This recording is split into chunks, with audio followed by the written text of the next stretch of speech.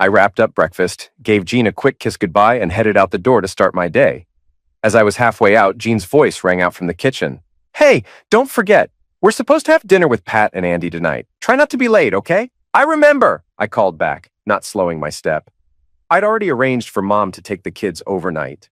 Figured it'd be nice for Jean and me to have an adult evening for once. Out in the garage, I hit the button for the door opener. It creaked and rolled up like always.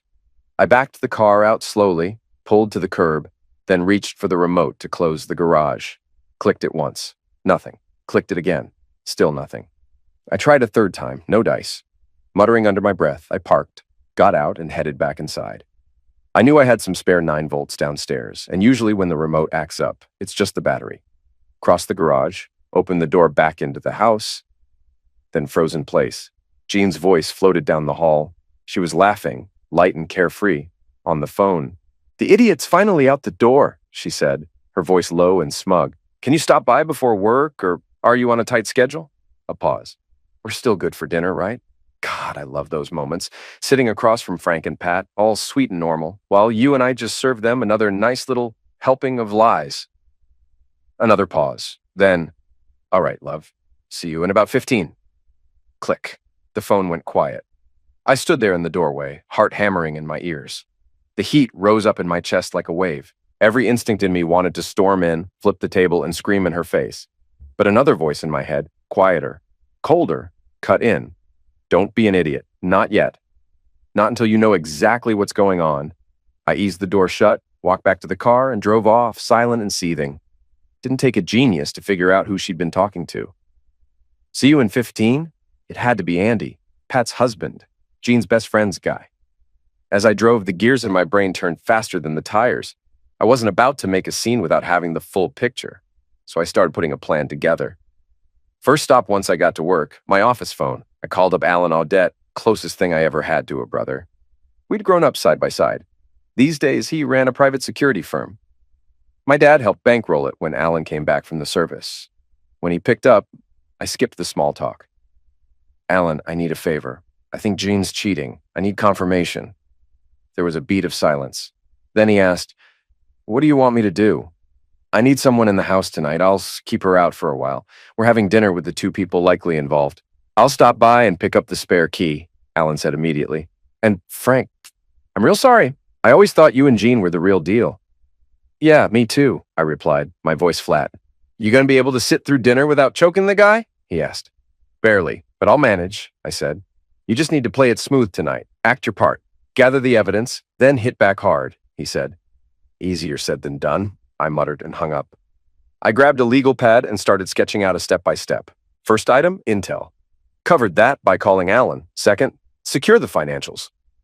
I wasn't going to touch our joint checking account yet. That would set off alarms. But I was going to shut down the savings account and transfer every cent into one under my name only. I'd also open a new safety deposit box, one Jean wouldn't have access to. Important documents, certificates, personal items. I'd move anything I didn't want her laying her hands on. I couldn't stop her from claiming a cut of our shared property. That was unavoidable. But the biggest piece of my life was untouchable. When Jean and I got married, she signed a prenuptial agreement. No access to the family business, period. The company was started by my great-grandfather, handed to my grandfather, then to my dad, and eventually to me. It was always meant to stay in the family, and the prenup made sure of that. The third item on the list was a single word I wrote in block letters: payback. I didn't need to write details. I'd figure those out later. But I made myself a promise. It was going to be cold, precise, and merciless. Just as I folded the notepad and put it in my drawer, Kathy poked her head in. "Hey, boss, you've got that lunch with John Crossfire today," she reminded me. "Right," I said, blinking out of my storm cloud. "You want to come? Take notes." "Sure," she said with a small smile. Crossfire might be worth pulling into the company. Kathy had been with me for a couple of years now. I hired her the moment she walked into the interview room. Didn't even care if she could spell. She was jaw-dropping, and I wanted her sitting across from me in that office every damn day. Turned out she was more than just looks. She was sharp, organized, and always 3 steps ahead. Honestly, if I dropped dead, she could run the show without blinking. As she turned to head out, I found myself watching her. And for the first time, a thought crossed my mind. She could probably take Jean's place. And not just in the house. Kathy was the only woman who ever made me even think about stepping outside my marriage. She was smart, sharp, and looked like she stepped out of a magazine. Still, I'd always kept it clean. Until lately. I caught myself before the thought could stick. Just because Jeanne had no morals didn't mean I had to lose mine. She could sink all she wanted. I wasn't going down with her. I wrapped up work early that day, about 30 minutes ahead of schedule like Jean had asked. When I walked in, she greeted me like everything was perfect. "There you are," Jean said, smiling like sunshine. "Right on time. I'm ready whenever you are." She leaned in and kissed me. Same soft lips, same practiced warmth. She was dressed to eliminate, hair done, perfume just right. She looked like the woman I married. But I couldn't unsee her anymore. I smiled back, said, "You look great," and grabbed my jacket. My role tonight was simple. Act like nothing was wrong. Pretend we were still the happy couple everyone thought we were. Dinner was just like every other night we'd spent with Pat and Andy over the years. Only this time, I wasn't the fool anymore. Not the blind guy smiling through the lie. I watched everything. Jean sat next to me in the booth. Andy sat directly across from her. Pat was beside him, chatting like always. Then I noticed Jean's leg twitch under the table. Just a little bounce, subtle. At the same moment, Andy gave a quiet smirk. "Something funny?" Pat asked Andy, raising an eyebrow. Andy shrugged. "Just thinking about the work," he said casually. Jean didn't say a word, just looked down at her drink like she was bored. But I saw it, the silent exchange, the timing. If I hadn't overheard that call, I wouldn't have given it a second thought. After dinner, we hit a bar downtown, the Black Hole. Drinks, music, dancing. Jean and Andy paired up, swaying slow. Nothing overt, just enough to keep up appearances. While I danced with Pat, she leaned in close and said, "You ever notice how well those two get along?" Her voice was half playful, half curious. "Yeah," I said with a straight face. "Real well." I held her a little tighter, wondering if she had any clue. Could she even imagine her best friend, a friend she'd known since second grade, was the one sleeping with her husband? She'd know eventually. I'd make sure of that. The next morning at the office, Kathy waved me down the moment I walked in. "Alan called," she said, holding out a sticky note. "Said to call him back when you've got a second." I called right away. Alan picked up quick. "Morning," Alan said. "We got a little bonus last night." "What kind of bonus?" I asked, already tense. "I saw a phone charging on the kitchen counter," he said. "Figured it was Jean's. You never leave yours lying around. I went ahead and dropped a bug in it." "You bugged her phone?" I asked. "Yeah, that makes 3. The house line, her car, and now her cell. Also, I need to show you where the camera toggle is in your bedroom in case you want to shut it off for, privacy." "Everything live?" I asked. "Crystal clear," Alan said. "Motion and audio triggers. The feeds stream to my office setup. Nothing gets missed." "Appreciate it," I said. "Of course," he replied. "If nothing big drops during the week, how about lunch on Fridays? I'll keep you in the loop." "Sounds good," I said. "Talk soon." That week blurred past. I wore the loving husband mask like a damn professional. On Friday, I met Alan for lunch, and he handed me a fat envelope. "Nothing too wild," he said, "but they've been getting real cozy, having lunch in your bedroom. From what I'm seeing, this thing's been going on for a long time." "How long exactly?" I asked. "Hard to say," Alan said. "You might catch some dates or hints on the recordings. The good news is there's no talk of knocking you off, but the divorce thing? Yeah, that came up. Both of them." "Any details?" I pressed. "Not really, just vague talk. Sounds like that they're waiting on something money-related. But don't stress. You've got that prenup locked tight." "She can't touch the business," I said. "Exactly," Alan replied. "She's telling him you're insecure, by the way. Said that little moment last week, when you stood your ground, was just some alpha male thing. They think you're clueless." "And your next move?" he asked. "I wait," I told him. "Need more first. I can keep digging. Want me to send you the home footage? Phones and car stuff are trickier to forward." "Send it all to the office," I said. "No way I'm letting Jean find anything at home." He reached into his bag and slid a little box across the table. "These are purse bugs," Alan said. "Most women swap between 2 or 3 bags. Hide a couple. You'll get something eventually." Back at the office, I shut the blinds, pulled the AV card in, and told Kathy not to disturb me unless the building was on fire. The first batch of audio, mostly fluff. "Miss you. This, can't wait to see you. That. The one surprise? Jean never trashed me. Not once. That messed with my head a little. Still, hearing her giggle and call me the big dummy on one of those calls, that cut deeper than I expected. I still had no clue how this started, no real timeline. But I was getting closer. The weekend came and went. We went camping with the kids, roasted marshmallows, slept in a tent, took pictures like nothing was broken, like none of this was real. Monday, I was swamped. Couldn't even glance at the footage. Tuesday, I had a quick flight out and back. No time to check on her. Wednesday, I peeked at the feed here and there. Nothing unusual, but Thursday, that's when I caught them, on camera, in my bedroom, getting dressed. They'd just finished. No sound, but the picture was crystal. Jean wanted to be close that night, of course, and I finally saw the pattern. She always came to me after Andy, like I was the cool-down round, the afterthought, the leftovers. Over lunch, Alan stirred his coffee and said, "Pretty uneventful week. Like you figured, they met up Tuesday, and looks like they saw each other Monday, too." I leaned back in the booth. "How long do we keep this up? I've had time to cool off, but this is starting to feel like circles." "I get it," Alan said. "But maybe we'll catch something that gives you a start date. Or maybe find out what money they're waiting on to finally pull the trigger. Give it another couple weeks. If nothing surfaces, we shut it down." That night, Jean came on to me again, just like clockwork. I took it as a signal she'd been with Andy. Saturday, she said she needed to do some clothes shopping and asked if I could hang back with the kids. "Would you mind staying with them while I run out for a bit?" she asked, grabbing her purse. "Not at all," I told her. Turned out to be a good day. I spent real time with the kids, made pancakes, watched movies. She got home around 7, bags in hand. I figured she probably did shop. But later that night, she climbed into bed and came at me again. And I had doubts she'd spent the whole day inside fitting rooms. Ever since I'd found out about her and Andy, I hadn't initiated anything. I let her lead, let her think I was still in it. I figured at some point she might notice. And if she did, maybe she'd pause for a second. Maybe not. Either way, I knew I'd have to take the lead every now and then to keep up the act. So Sunday night, I made a move. "Not tonight, babe," Jean said, slipping out of my reach. "Rough day. I just want to soak in the tub and turn off my brain." That was new. First time she'd ever shut me down like that. Later that night, when the whole house was asleep, I did something I'd been putting off. Quiet as a whisper, I went into each of the kids' rooms and swabbed their cheeks. First thing Monday, I dropped the samples off at the lab, paid for a rush on the DNA test.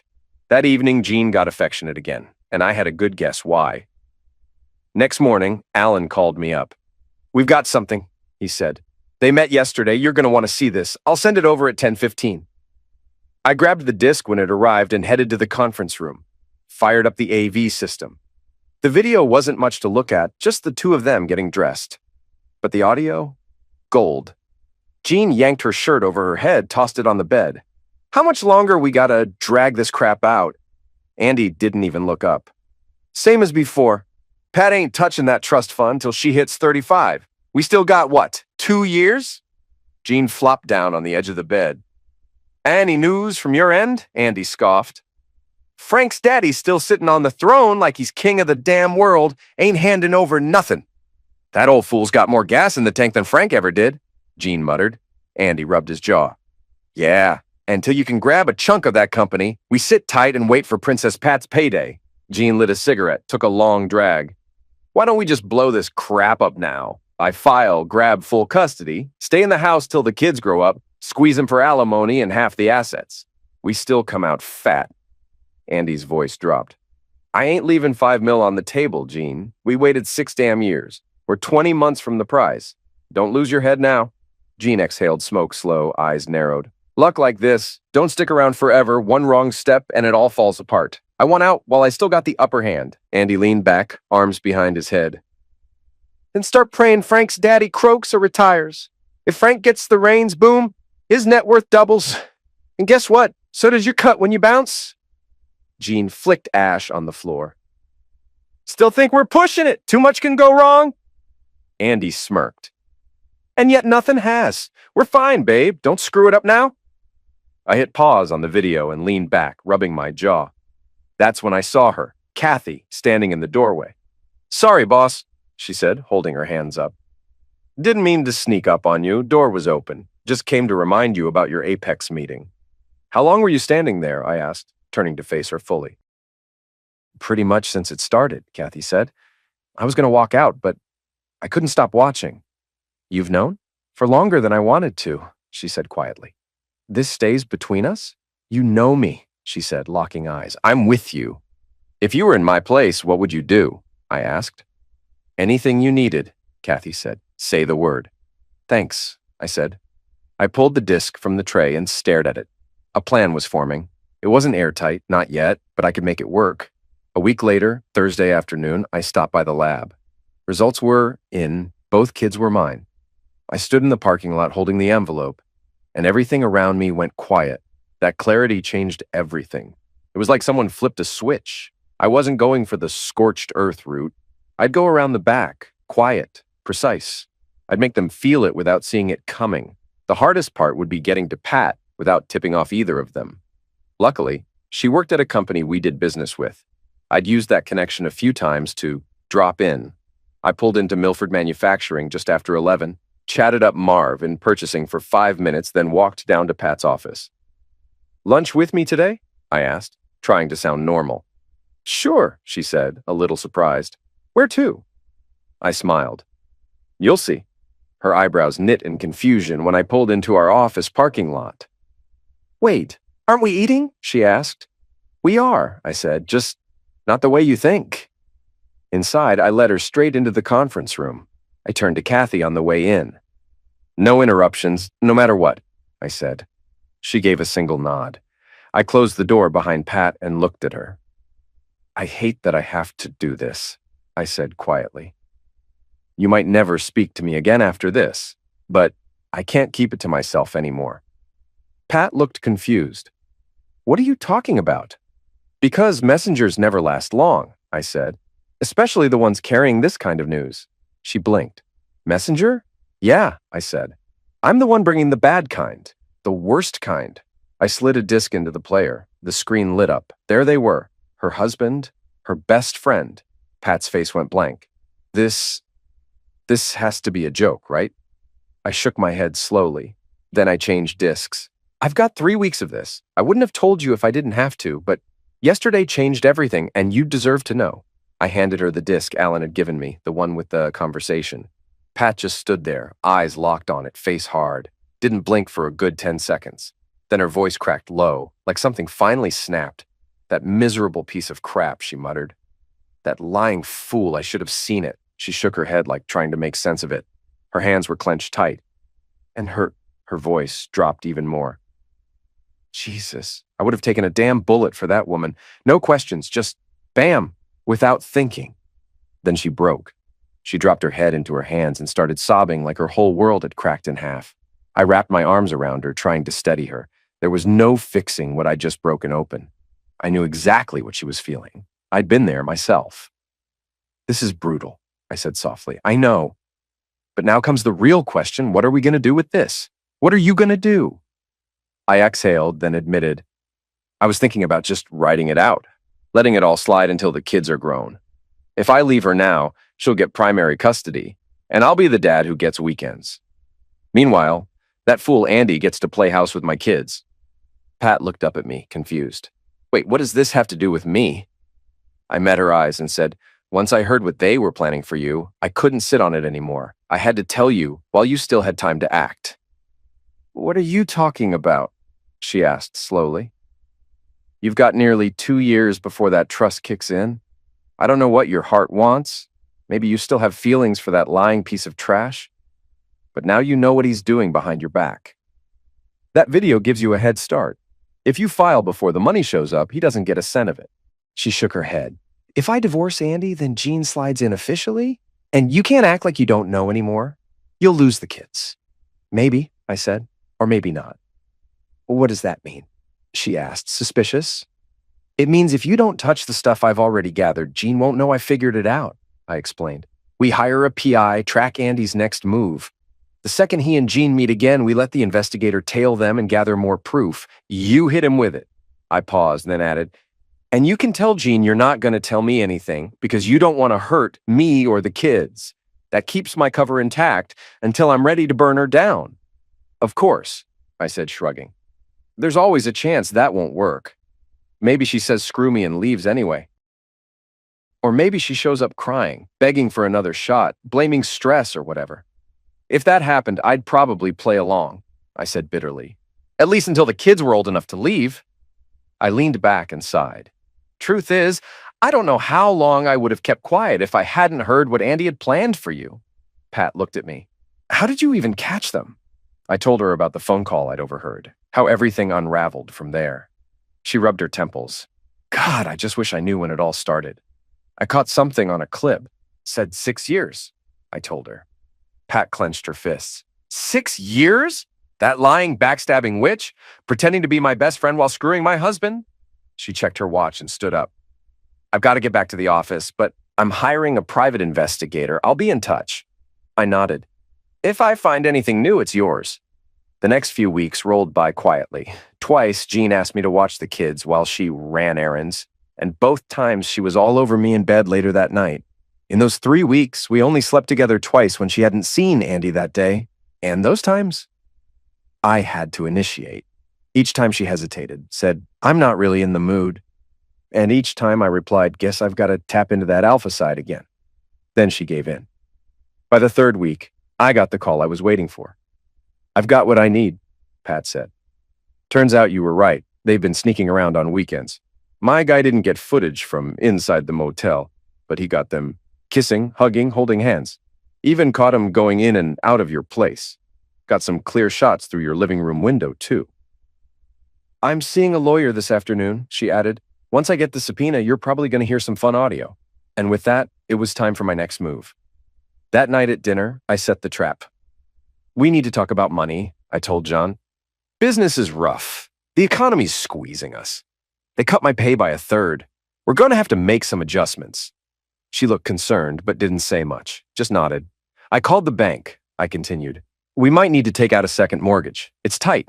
Could be a while before things bounce back. That night, for the first time since I found out about her and Andy, she didn't come on to me, and I knew she'd spent a solid 3 hours with him that afternoon. 2 days later, Pat called again. It's go time, she said. A friend's setting up a fake real estate meeting with Andy. He's getting served at 3 p.m. I'm coming to your house at the same time. She paused, then added, I'm going to give her one chance not to ruin your kids' lives. If she takes it, you'll have more time to play your hand. I called Alan, gave him the rundown, and asked him to monitor everything. By Thursday, I couldn't wait any longer. At 3 o'clock, I sat at my desk and watched the live feed. John was straightening up around the house, acting like it was just another day. Then the doorbell rang. Jean opened the door with that fake A smile, like she was about to invite Pat in for wine and gossip. Crack! Pat's hand came down hard, smacking Jean across the face so viciously she stumbled back and grabbed the wall. You two-faced freaking witch! Pat roared, shoving past her like a storm. You've been screwing my husband and smiling in my face like we're still best friends. You didn't even try to lie! Jean stood there, stunned, eyes wide, lips parted, silent like a deer in headlights. Pat was shaking, voice raw and laced with venom. Had a PI on Andy for 2 weeks. I've got him on tape, Jean. Hotels, your place, 6 times, 6! And you didn't even close the goddamn curtains while you played homewrecker in your living room. Jean tried to speak, but nothing came out. Pat stepped in closer, nose to nose. You're dead to me. You hear me? When I walk out that door, you're a freaking ghost. She spun on her heel, headed for the door, then stopped cold and turned back. I should ruin you. Drag you through court, shred what's left of your name, tear your life to pieces. But I got more respect for your husband and your kids than you ever did. Her voice dropped, cold and deadly. So here's your one shot. Talk to Andy. Tell him not to fight this divorce. If he does, I hand Frank everything, every video, every receipt, every dirty little secret. She stared her down one last time, jaw clenched. I still can't freaking believe you did this to me. Then she turned, slammed the door behind her, and was gone. Jean rushed to the window, stared out as Pat drove away. Her whole body sagged. You could see it hit her. She hadn't just lost her lover. She'd lost her oldest friend. And I sat there watching, wondering if she finally understood what she'd thrown away. When she started hooking up with Andy after his divorce, she probably thought she could have both. Me and him. Her family and her thrill. She never imagined it would end like this, but she should have. I shut off the live feed and went back to my desk. No point in listening to just her side of every phone call. I needed the full picture, and I didn't have to wait long. At 4:40, Alan called. "I've got something you're going to want to hear," he said. "Sending it your way right now." 20 minutes later, I was sitting in the dark, listening to Jean and Andy like I was on the other end of a confession booth. "Hello?" Jean said, voice shaky. "It's me. We've got a problem." "I know," Andy replied calmly. "You know? Pat showed up about 30 minutes ago. She knows everything." "She knows?" Jean repeated. "She served me with divorce papers," he said. "Restraining order, too." Jean didn't skip a beat. "Then get ready to meet Frank. If she knows, she'll tell him." "Maybe she won't," Andy muttered. "She hit me," Jean said. "But then she said she'd stay quiet. If I could convince you not to fight the divorce." "I'm not fighting," Andy said. "What's the point? She's got photos, videos. She's got me dead to rights." Jean exhaled. "All I know is, she said if I can talk you out of a fight, she won't tell Frank." "She could be lying," Andy said, "just buying time. So when Frank finds out, it'll hit like a truck." "Maybe, but it changes everything," Jean said. "How so?" Jean paused. "Now we don't have to wait around for Pat's trust fund.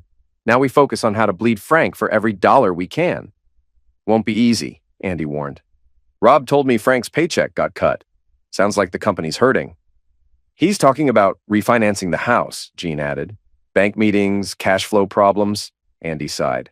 "This screws everything. I was counting on Pat's money. You getting something from Frank. Now we're stuck.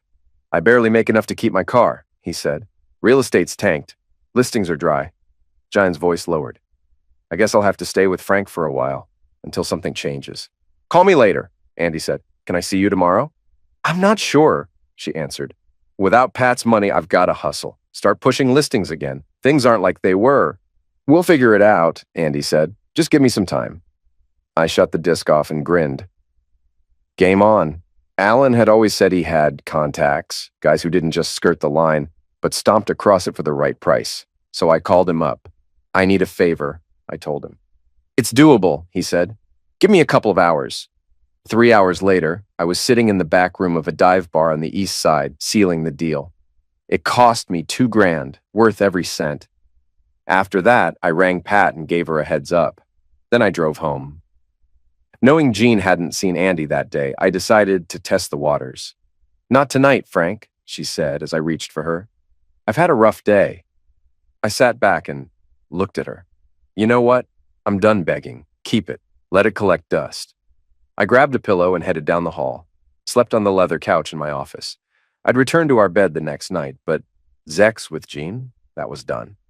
If she wanted it again, she'd have to crawl for it. Still, I wasn't finished. Not even close. Next morning, on my way to the office, I stopped and grabbed one of those back-of-the-paper rags. You know, the kind with the escort listings. I was halfway through a short list when my phone rang. It was my dad. "Swing by my office," he said. I took the elevator to the 4th floor. Myrna waved me in, and to my surprise, my mom was already seated inside. "You ready to run a company?" my dad asked as I walked in. "Why? What's going on?" I asked, confused. "We're heading out Friday night," he said. "Cruise. 3 weeks, maybe 5, maybe 6. You were fine during my last vacation. This time it's all yours. You'll handle decisions, manage fires, take the wheel. You in?" "When do I start?" I asked. "Friday night, soon as we're in the air." "Well then," I said, "since you're both here, I should bring you up to speed." I told them about Jean, about the lie I'd been feeding her, that the company was in financial trouble, that my paycheck had been slashed. "When she's around," I said, "I need you to keep up the story. I'm trying to make sure she thinks a divorce is worthless." "But the company's thriving," Dad said. "I know," I told him. "I just want to keep the kids with me. Stay under the radar until they're old enough to decide for themselves." "We'll help," he said. "Whatever you need." "I can't believe Jean would pull this," my mom added quietly. "I always thought she was good to you." My dad leaned forward. "Who's handling your department while you run the company?" "I'm thinking about giving Kathy the wheel," I said. "You think she's ready for that?" he asked. "She hasn't had a shot like this," I admitted. "But you said I'm in charge now, so I'm making the call." Back at my desk, Kathy followed me in. Her eyes landed on the escort section lying open on my desk. She raised an eyebrow. Really? I shrugged. She's been giving me the cold shoulder for weeks. I'm done playing husband of the year. So now you're replacing her with a professional? Kathy asked. Half right, I said. I dumped her. Why go to an escort? Because I've got needs, I said. I don't do bars. I don't do flings. I want clean and simple. She smirked. You ever think maybe the solution's closer? I looked at her. Oh? I said. And what's that supposed to mean? She tilted her head. You'll figure it out. I did. Took me less than a second. It took me a few more to get up, walk to the door, and quietly lock it. By the time I clicked the lock behind me, Katie was already stretched out across my desk, breathless, hair wild. When it was over, we straightened up and started dressing in silence. I finally asked, Why now? Katie smoothed her shirt and said, I've had a thing for you since day one. I wanted you so badly I could barely stand it. But you were married. Happily, I thought. I'm not the type to break up someone's home, so I stayed quiet. She glanced at the desk and smirked. Although next time, maybe get a couch in here. That thing's brutal on the spine. So this wasn't a one-time thing? I asked. I sure hope not, she said. You thinking long-term, like future Mrs. Englewood? She laughed. Let's not jump the gun. We clearly have chemistry. Insane chemistry, but outside of work. I barely know you. This was a beginning. I want to see where it goes. I wouldn't count on anything serious, I said.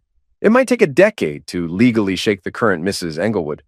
Right now, I'm planning to stay married until the kids are old enough to make their own choices. I won't lose them in a court battle. Katie raised an eyebrow. 10 years, huh?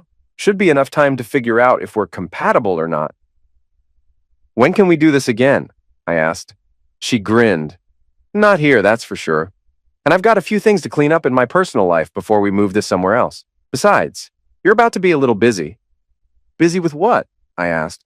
Because, she said, tapping my chest with a playful finger, as of Friday at 4 p.m., you're putting me in charge of your department.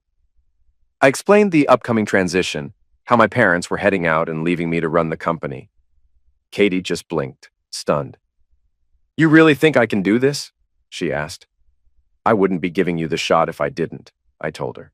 If you pull it off, and I think you will, you'll probably run the whole division permanently once I step up. Damn, she whispered. This is a lot.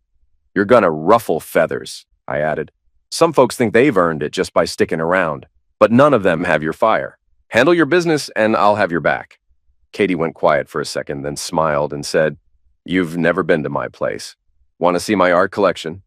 Art, huh? I asked. She winked. Nope, no art. But it got your attention. How about tomorrow? She asked. We leave work a little early. Take our time. You got yourself a deal, I said. That night at home, Jean had dinner ready. We barely talked, just polite nods and comments about the kids' day. Afterward, I helped Marianne with her homework, then headed to the basement where Jamie was putting the finishing touches on a model aircraft carrier. Once the kids were in bed, I sat in my office going through contracts. When I finally came upstairs, Jean was already in bed. I slipped under the covers and turned away from her. That got her attention. Usually, if we didn't hook up, I still held her. But she didn't make a move. I figured she wouldn't. Andy hadn't been by. And if everything played out like I hoped, she wouldn't be starting anything again anytime soon, not without her little sidekick to warm her up first. As for me, I was done trying. The next day, Katie and I dipped out early and went to her place. No art on the walls, but plenty of distractions. I didn't leave until 8 p.m. I called Jean from the car. Working late, I said. Don't wait up. When I got home, I spent some time with the kids, watched a show, then headed to bed. Same setup as the night before. No touching, and I hadn't checked the security feeds, but I didn't need to. Jean didn't try anything. Next morning, around 10, my phone buzzed. Pat. Frank, she said, her voice soft. Thank you, I needed this. My heart's still broken, but at least I'm breathing again. I don't know what you mean, I said, playing dumb. But if you ever want to grab dinner, just say the word. I'd like that, she said. I'll call you soon. About 30 minutes later, Alan called. It's done, he said simply. I know, I replied. Got a call from his wife. Yeah, Alan chuckled. She probably got the hospital call right after. I don't want details, I said. I'd rather hear it when it goes public. Fair enough, he said. But word is, guy got jumped, tried to fight back. Big mistake. What happened? 2 shattered knees, busted elbow, broken nose, several teeth gone, and they hit him in the jewels hard enough he's probably down one. Brutal, I said flatly.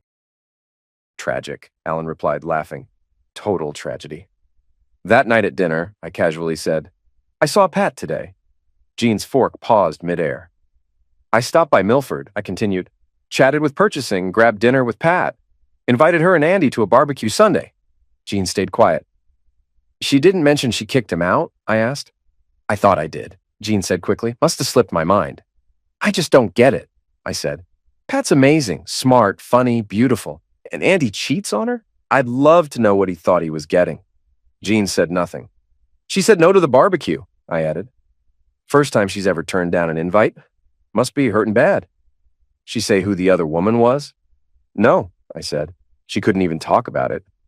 Well, I said, stabbing a piece of chicken, truth always comes out. After dinner, I played Monopoly with the kids.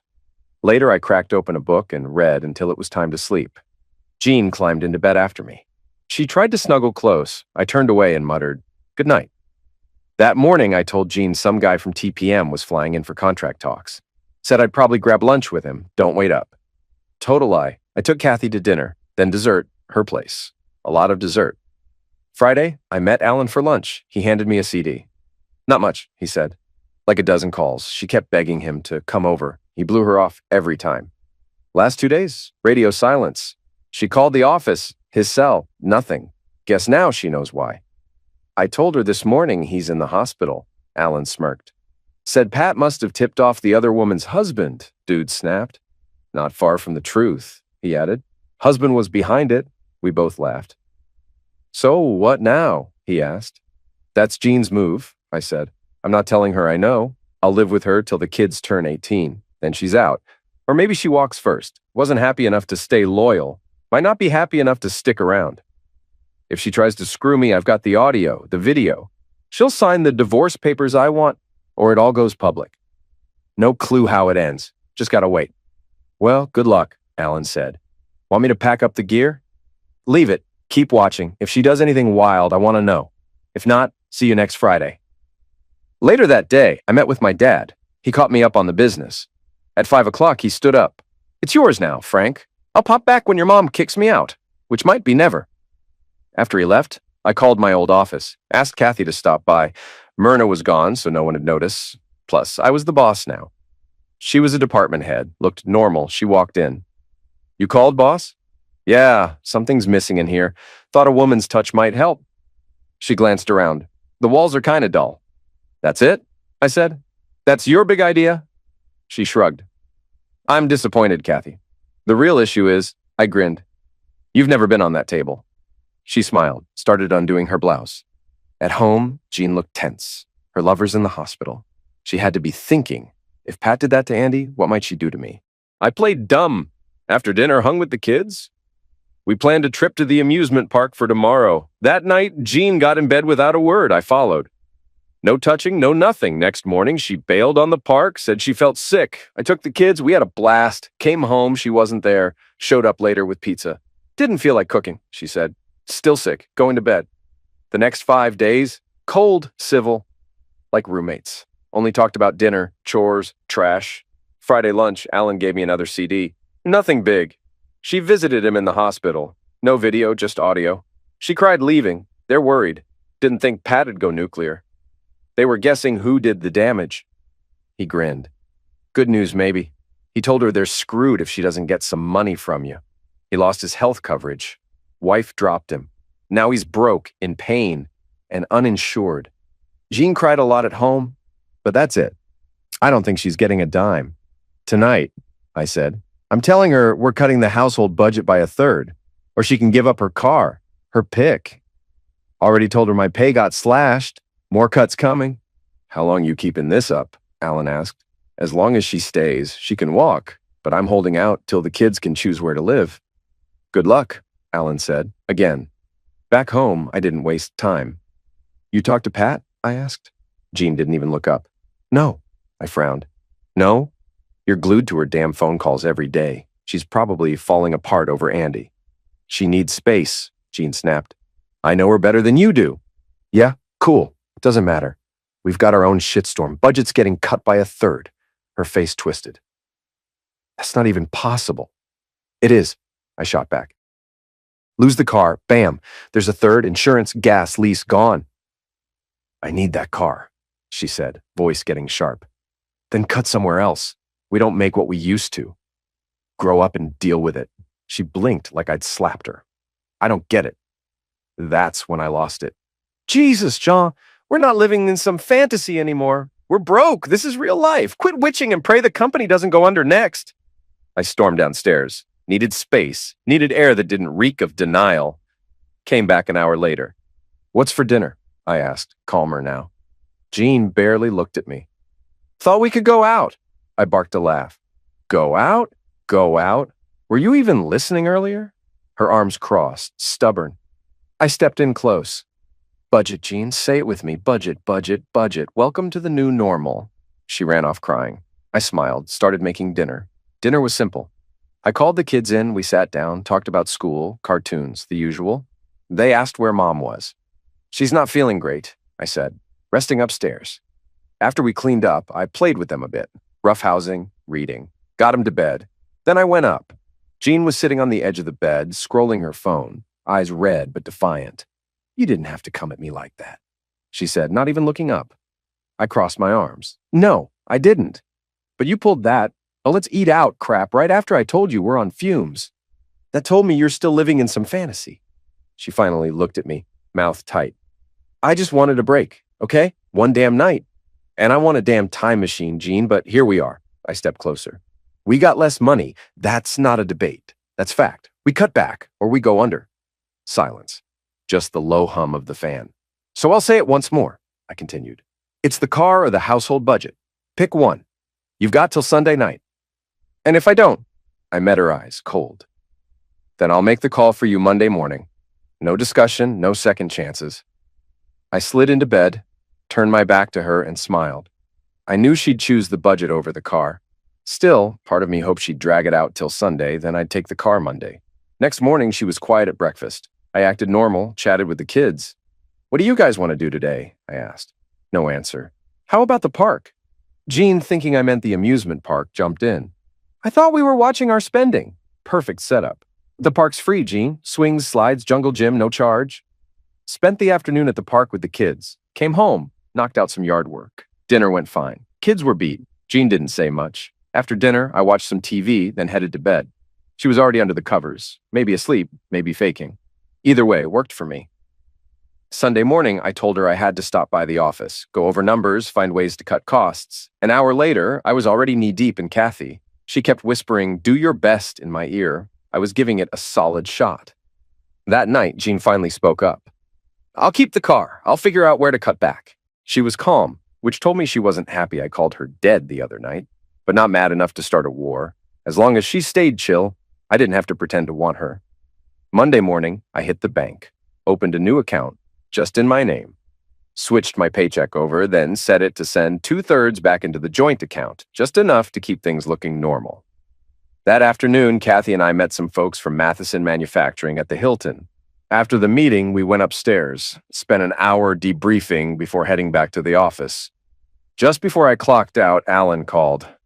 Got something you need to hear. Swing by? On my way, 10 minutes. At his shop, he took me straight to his office. Everything's from her purse, Mike, he said. She saw him Saturday and again yesterday. All about money. He's pushing, she's making excuses. Your pay cut, the new budget. He leaned in, eyes lit up. But today? Whole new twist. You're not going to believe this. He hit play. The speakers crackled, then her voice slid out. Calm, too calm. We got another option, she said. How much is he insured for? About $1 million, Andy replied, voice low. $500K he pays himself, and another $500,000 through work. You sure about the terms? I think both are double indemnity. Silence.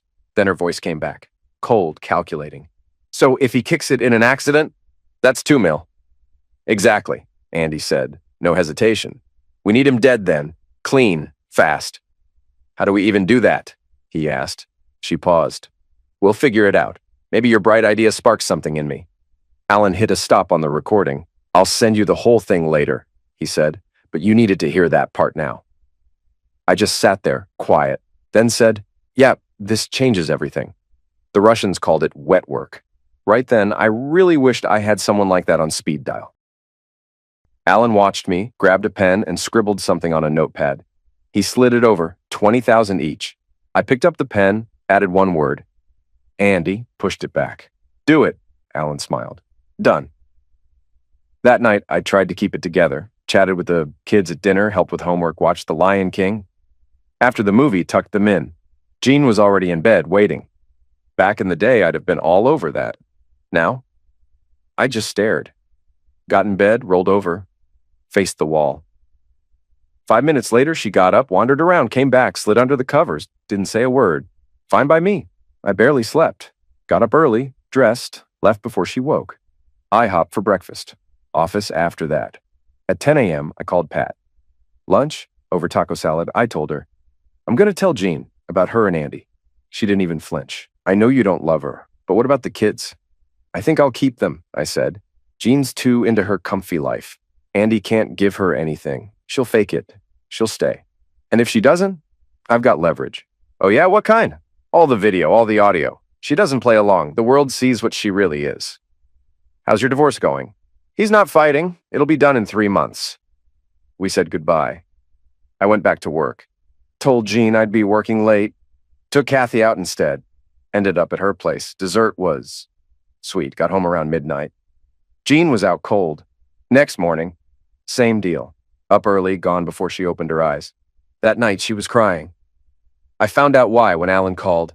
Hey, just a heads up, your wife's friend's husband died. What happened? Nurse didn't clear an air bubble in his IV. Hit his heart. Done. Damn, I said. Bad luck. Yeah, maybe tell Jean so she can call and be supportive. I will. Thanks. Came home a bit late. Jean was waiting, pissed. You could have called, she snapped. That tone flipped a switch in me. Don't start, I said. I've had enough of this. When the kids go to bed, you and I are having a talk. Then I walked off and started doing the dishes. Left her standing there with her mouth open. 10 minutes after I put the kids to bed, I told Jean, living room now. When I walked in, she was already on the leather couch, legs crossed like she didn't just set fire to our life. I didn't sit near her. I pulled up a chair at the table, arms crossed, voice flat. First off, I said, I know why you and Pat aren't speaking, and I know exactly who Andy was screwing behind the curtain. Her face twitched. First a flicker of panic, then stone cold. Which didn't even try to deny it. Pat didn't sell you out, I said. She told me she'd keep her mouth shut if you got Andy to roll over for the divorce, but let's be clear, she didn't tell me crap. I told her. I grabbed the remote and hit play on the VCR. Her voice came through the speakers like poison, her and Andy, whispering, plotting, like I didn't exist. She went stiff. I let her sit with it, then fast-forwarded to the good part. Her talking with Andy about Pat's trust fund like it was pocket change. That was the moment I looped Pat in, I said. Why I didn't do it earlier, not your business, but I'm doing it now. I leaned in closer, dead calm. You've got 3 options. Pick one.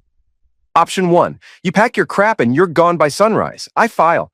You walk away broke. I get the kids. You get a cheap apartment and maybe supervised visits if the judge is in a good mood. Option 2, you stay, but you ain't my wife anymore. You're the live-in help. You cook, you clean, you play mommy. Guest bedroom's yours. To the outside world, we're still Frank and Jean. But behind these walls, you're a ghost. Option 3, you get brave. You fight me, try to take the kids, try to get a slice. I hit play again. Her voice filled the room, casual as hell. Andy. So accidental passing? Jean, would solve a lot of problems. I paused the tape. That right there, conspiracy to commit homicide. In this state, that's 25 years minimum. While you rot, I raise the kids. By the time you get out, they won't even remember your name. I leaned back, voice low. I want your answer before I leave for work tomorrow. She stared at me, eyes glassy, mouth tight. I can't, she whispered. Can't what? I snapped. Tell him, she said. Andy's dead. He died last night in the hospital. I stared at her a beat. Then I smiled. Cold. Damn shame, I muttered. I was really looking forward to sending him back there, maybe with a few new holes in him. I stood, grabbed the disc from the VCR, slid it into my briefcase. But you know what really screwed me up? I said, turning back to her. It wasn't Andy. That snake was always going to be a problem. Nah, it was you. When he said I should die, you didn't even blink. You didn't say no. You didn't hesitate. You just nodded, like you've been waiting to hear it. I pointed toward the stairs. Get out of this room. Move your crap to the guest bed. And don't forget, I want your answer in the morning. She got up and walked out, silent. I waited till I heard her door close upstairs. Then I dragged the dresser in front of mine, just in case she got cute in the middle of the night. Then I went to bed and slept like a damn king. In the morning, I found Jean at the kitchen table. No makeup, hair a mess, eyes red like she hadn't slept. I didn't say good morning, just walked past her, grabbed the pot, poured myself coffee. So, I said, taking a sip. What's the verdict? She didn't look at me. You already know, she muttered. Don't play games, I said. Spit it out. I'm not giving up my kids, she said, her voice low. And I'm not going to prison. I nodded, calm as a bomb with the pin halfway out. Smart move. We'll go over the rules tonight. Don't hold dinner. I'll be working late. I looked right at her, dead in the eyes. And Jean, don't be stupid. If I even think you're planning to grab the kids and run, I'll bury you. Legally, publicly, brutally. You get me? Yes, she said, barely audible. Work was great. Smooth meetings, no calls from home. Working late, of course, meant I spent a few hours at Kathy's place. Legs tangled, voices quiet, her telling me I deserved better. Maybe I did. Got home just past 9. Jean was on the couch watching TV like it was any other night. I didn't stop. Kitchen, I said, and headed to my room to drop my briefcase. By the time I walked into the kitchen, she was already sitting there. Same chair, same dead stare. I didn't sit. Here's how this works, I said. You keep being the picture-perfect mom. Keep this house clean. Keep the act going for the kids, friends, family, everyone. When I'm home, you smile and play house. Got it. She didn't respond, just looked at the table. Why separate bedrooms? I continued. Because I snore. That's the story. Stick to it. Your private life? Don't care.